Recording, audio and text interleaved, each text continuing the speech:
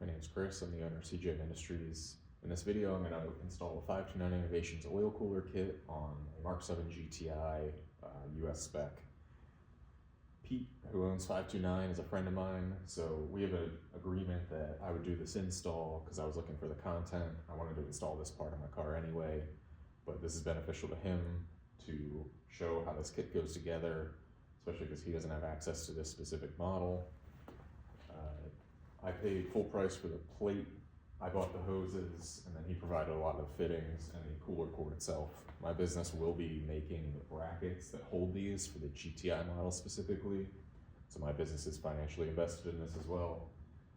Just so you know what the agreement here is, I'm coming at this install as a hobbyist who works on cars as a living now, but I was never a mechanic, not formally trained to be a mechanic, so I don't have all the special VW tools. I'll show you the way that I used general hand tools to do this install. I also used the factory service manual. I'll explain how I got that, so you can do it yourself if you want it. And then I chose to come in from the passenger side of the motor.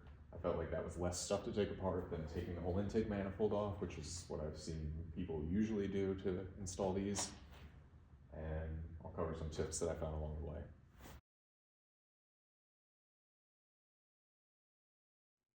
For the factory service manual, there's a channel called Everything CPO. Chris, who made that video a couple years ago, shows how you can set up a subscription for a day and then download whatever you need. You can get wiring, assembly.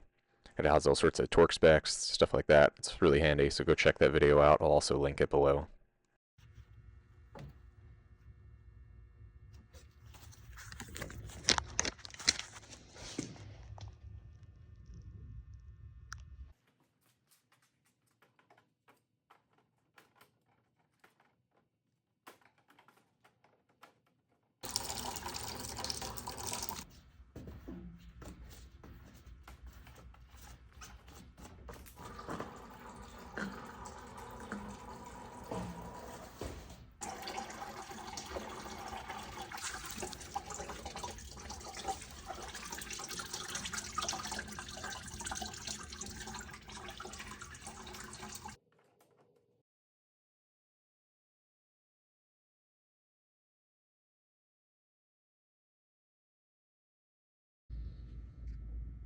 As I'm editing this video, I found some steps that would have saved me some time. If I pulled the bumper while I was pulling the fender liners out, that would have given me a little more room. I also pulled the headlight on both sides, giving me a lot more space over here.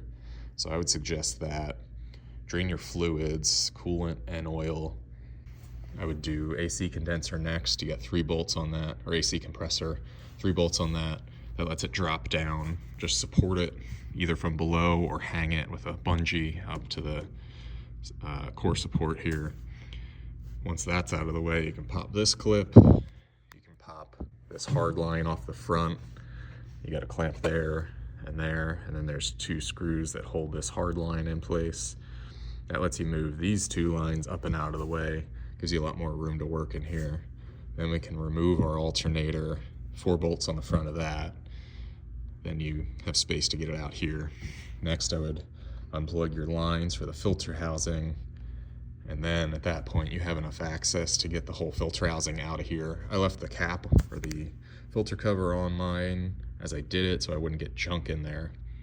But once the alternator and the compressor out of the way, you get a lot more room to get your 5 bolts that hold that whole assembly onto the block. They're all M10 triple squares. And just remember that as you're pulling that whole housing out, you have the union between the factory oil cooler and the water pump housing. So make sure that you slide it passenger side, and then you can kind of shimmy it down forward and then lift out of this space that you have left now. Another thing that gave me a little more space to work was removing this intercooler hose. You got a clamp on each end and you can yank that hose out. When you're draining your coolant, I would pull this clamp, drop that soft line, and then you can drain it here, put your bucket under. If you had a funnel, that probably would have made less of a mess than what I did.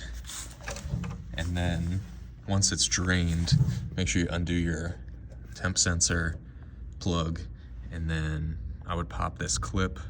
This just slides perpendicular to the hose, and then that lets you pull this off. These can get pretty stuck, so if that line's out of here, you can get a good grip on it by reaching around, give it a little bit of a twist. That usually helps.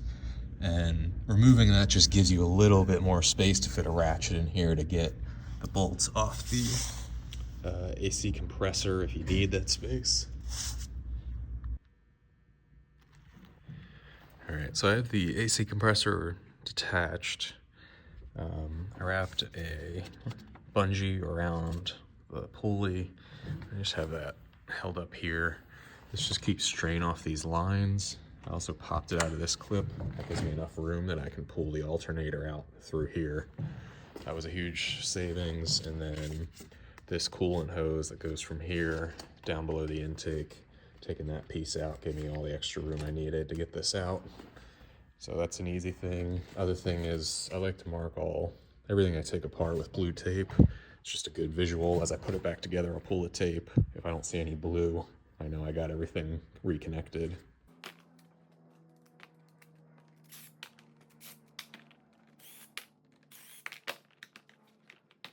I have this bracket off, oil filter, our tensioner here. So this is the passenger side of the motor. Our alternator sits here. I'm gonna put these through 3 standoffs on. I'll leave that one off. That'll let me slide the alternator back in, and I'll install that while the alternator's sitting here. I think you need that extra 3/4 of an inch to actually get it into place. This is 5 bolts. I got 1, 2, 3, 4, 5. They're all M10 triple squares. We got 2 stubbies, 3 long ones. The 2 stubbies go at the bottom here, and then the 3 long ones up top. We'll also replace the gasket that goes to the block and the gasket to the cooler, or vice versa. This is the cooler plates here. This is to the block. The other thing on this is this union that goes between the oil cooler and the water pump. You can swap that over. I'd at a minimum replace the O-rings. They make an aluminum version of this. I think it's called Euro Parts makes one. And that pops right in there with just the O-ring, and then it's sandwiched in between the two. But I would suggest replacing that while you're this far into it. If we look at the 2 plates, we do have that boss where the union's going in. On the back side, we got matching holes. Our flange is basically the same shape, so we're getting full contact there. And then this has our 2 ports, and they are labeled in and out.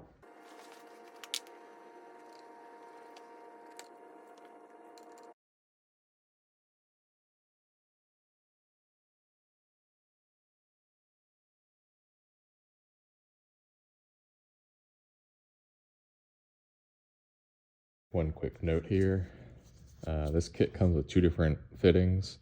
The longer ones are for the plate. The stubby ones have a different thread. They're for M22 that goes into the oil cooler. Don't try to thread this in there because it is a different thread. All right, so I have this bracket back in place with the oil cooler plate mounted to it. I don't have the gaskets in there yet, and I don't have the union in. I just want to mock this up and make sure I can get these fittings at the right angle. So I have these basically where I think they'll fit. It's gonna be hard to see this. So you can see down here is a 90 coming off the lower port that's going up over the water pump, and then the upper port I have a 120, and that's looping around and following the same path. It's just inside the manifold bracket here. So these are both gonna sneak behind the intercooler hose here, but I can't torque these in place, so I'm gonna mark where I want them on this plate so I can pull this back out, torque it in the right spot, and then I'll try to snake this thing back in there.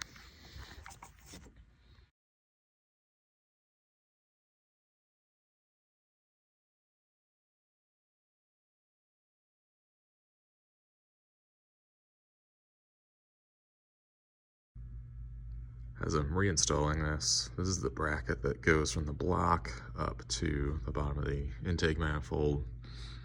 This tab just holds some of the wiring for the alternator in place, but that's actually getting in the way me getting this back in because my fitting's right there now. So I'm just gonna trim that off. I'm also gonna trim that off and also shave down that little nub from the casting. That'll just give me a little more room to get this back in there, make sure there's no rubbing.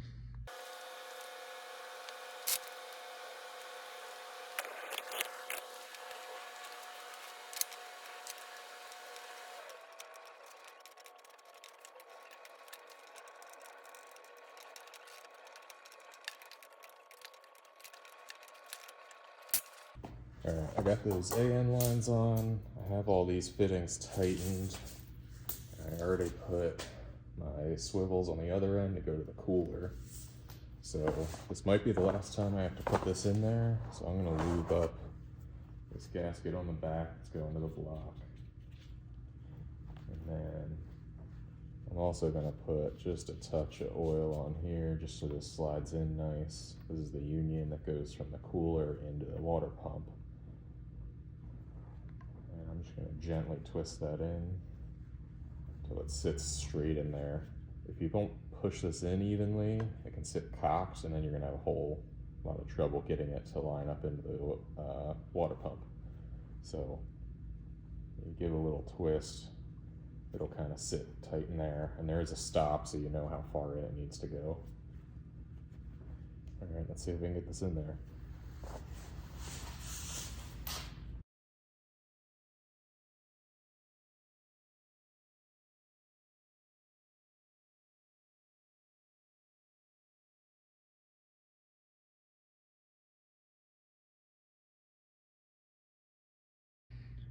This tab that just held the wiring for the alternator was in the way. I just trimmed that off. There's also a boss here from the casting. I cut that off also just to get a little more space. It's not structural. I just did enough to clean off the surface. You could paint this if you wanted, I guess. I'm just gonna leave it.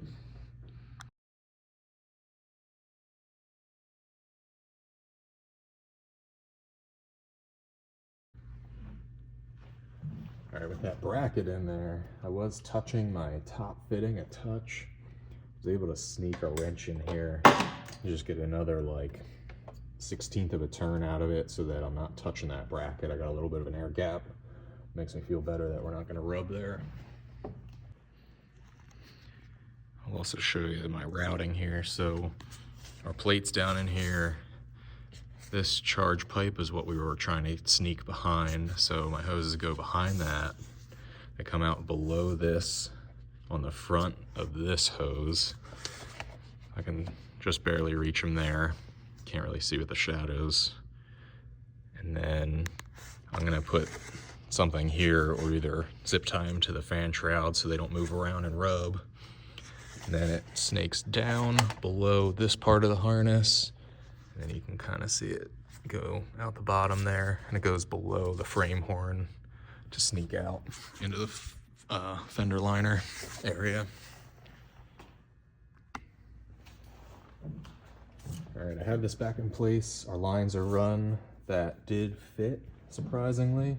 Was a little tricky to do alone. If I had another set of hands, it would have been easier to pull those lines as I was trying to line the bracket in.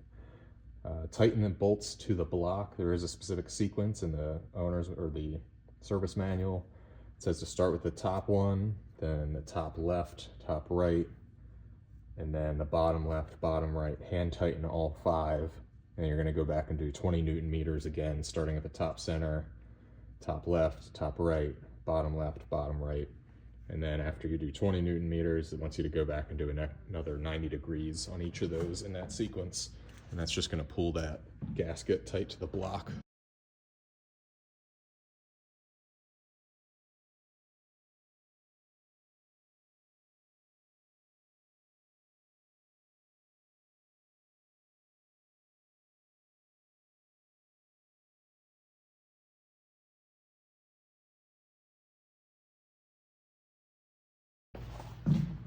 All right, alternators in place, tightened all those. I'm going to start working from up, down. First thing, got this harness that I pulled out from the oil filter housing. These are all different, so there's no way to put them in the wrong spot, it appears. I guess we'll find out. It's also color coded. We got blue and then brown to black, I assume.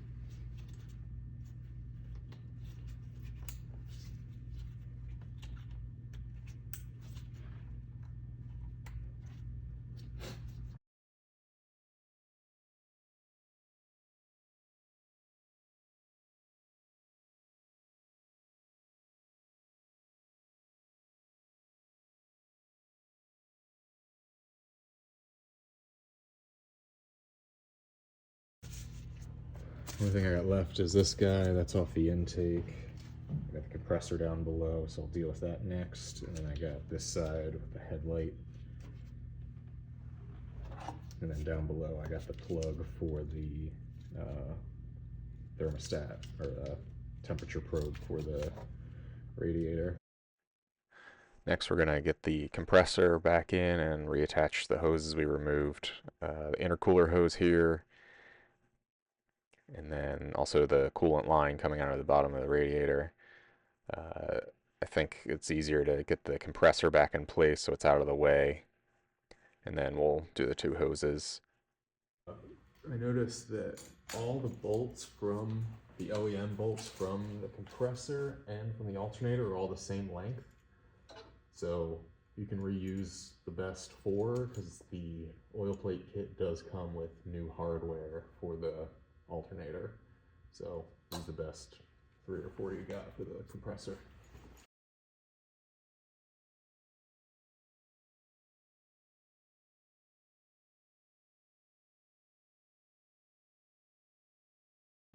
I got those 3 in. There are only 3 holding the compressor in. I would suggest using Permatex or whatever brand anti-seize. We're going into a mostly blind hole there, so that would be a pain in the ass if you broke it. The last thing is I have a plug where the sensor going to the boost pipe is. In that same harness there's a plug for the compressor. Just make sure you reattach that on the back. Get this out of here. And this goes in with the sensor up. Make sure that your clip's pulled out so the port from the radiator can actually fit in there. Might be easier to plug it in first too.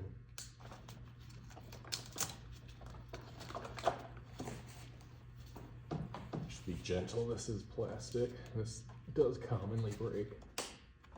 And then press that metal clip in. Yeah, it wasn't all the way on there. There it goes. That would be a bad day if that popped off and you were filling coolant. You dump all of your coolant. Alright. Now make sure your hose is on there. And get this back in place. Or your hose clamp is on there.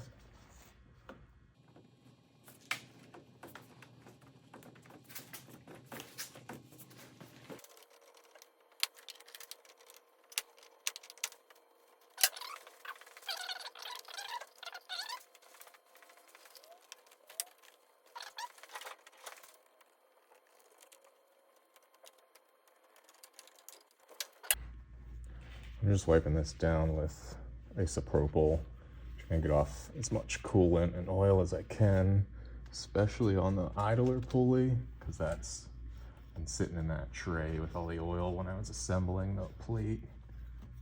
Just don't want the belt to slip when you reinstall this stuff. Make sure you also get the alternator pulley.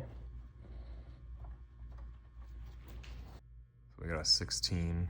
This will fit on the idler pulley. And you can turn this towards the back of the car and then slide an Allen key in. There's a little slot towards the front that'll hold the pulley or the tensioner out of the way so you can get the belt on.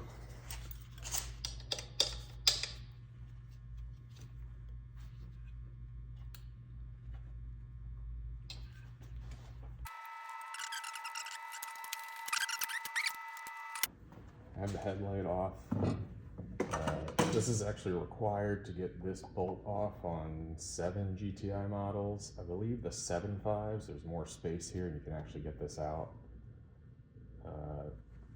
For the washer bottle, we got 3 bolts here. There's studs on the frame horn, so that just comes off. And then you have the filler neck that slips down like that, so we can yank these two. There's 2 plugs for the pump and the sensor, and then 2 lines. I'm just yanking all that here. The lines are these little black clips. They just pop off, and then you can slide the white piece off the nub. And then here's our plugs for the pump and the sensor. GTI models will have an extra thing dangling here. This is for the fog light. If you pull this off, you will get a light on your dash that says low washer fluid. You might be able to code that out. I've never tried. You can also see our lines from the oil cooler coming in behind the SAI pump. That's GTI specific. I don't believe our models have those. And then we have a bracket here for our splitter. If you don't have one of these, you might need to modify your horn. This is usually bent up at 90 degrees and then the horn sits there. We bend it out of the way for our bracket, so that'll give us the space we need here. If you don't have a bracket already installed, you might need to bend that just at the angle there. You can just put a wrench on it, bend it down. The cord doesn't have to be rerouted or anything. All right, I'm starting to fill coolant back in. I have my fill tube. This is the Schwaben coolant tool. There's part number.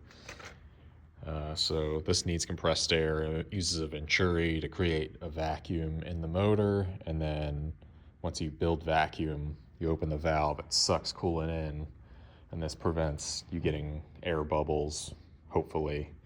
And the top of the rad is pretty common, then somewhere in the block before or after the water pump. I think there are ways to do this manually, but I don't do this on a regular basis, so buying the tool made sense, in my opinion.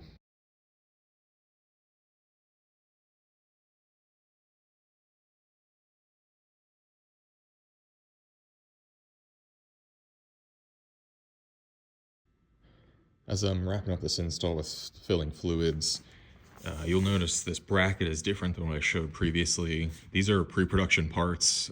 Pete and I were still trying to figure out what the best way to do this was. So we switched to this bracket because it gives a little more space, and it's going to provide more airflow on GTI models specifically because the bumper opening's smaller. This also makes it easier to fill this system because we can leave these connections to the very end. We'll fill the cooler itself with oil. We'll put that connection on, and then we'll fill the motor how you typically would when you're doing an oil change. And that's just going to minimize the amount of air in this system so that when we start this thing, we don't have to worry about it running dry anywhere.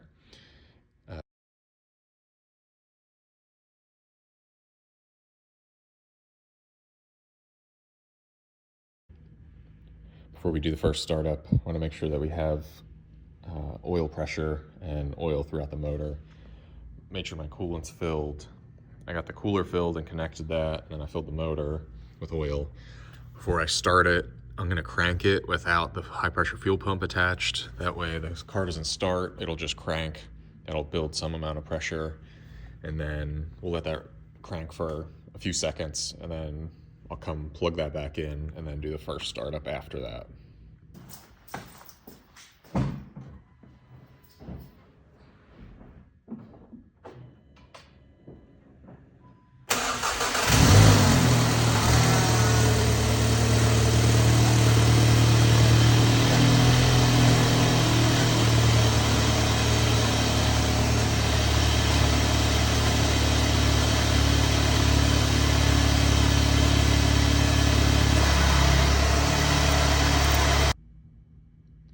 I'm going to do one more update on this bracket. So I filled in some of this. That'll just help ducting this a little bit better. It also gives us a spot we can mount the OEM horn so we can ditch the bracket that was there. You'd otherwise have to modify that bracket, which I think I mentioned previously. So this saves having to do that. You can see the variety of parts I've tried here to make this work. Given the space, we had to tilt the cooler a little bit forward. We switched to 120-degree fitting. Even so, there's not a ton of space, so we also have to notch out the bottom of this fender liner on a GTI model. You'll also have to shave a little bit off of there to make clearance. Easiest way to test fit that is to leave the headlight off, throw your bumper on, just shave a little bit where needed. Then you have a better visual of what's going on behind the bumper there. Also added a little bit of material on the back of this bracket. So when this fender liner is attached to the bumper, it'll seal that cavity off a little bit better as well. So we can push the hot air either into the wheel well, could remove this cover, or if you run a fender vent, we'll be forcing the air up and out that way, just to get the hot air out of here as quickly as possible. So first startup went fine. I'm not seeing any leaks anywhere. So at this point, I'm gonna check coolant. That looks a little high to me, so I'm gonna take some out of there. I'll also check my oil one more time now that it's run for a minute, now that we got coolant all the way through, or oil all the way through. And then from there, I'm just gonna make sure to get everything else that I still have hanging open to reattach intake, headlights, bumper, put the tire back on, and ready to go. Thanks for watching. Drop a comment if there's anything you would have done differently, or if you've done this and you found a better way to do any of these things. That should help someone in the future, hopefully.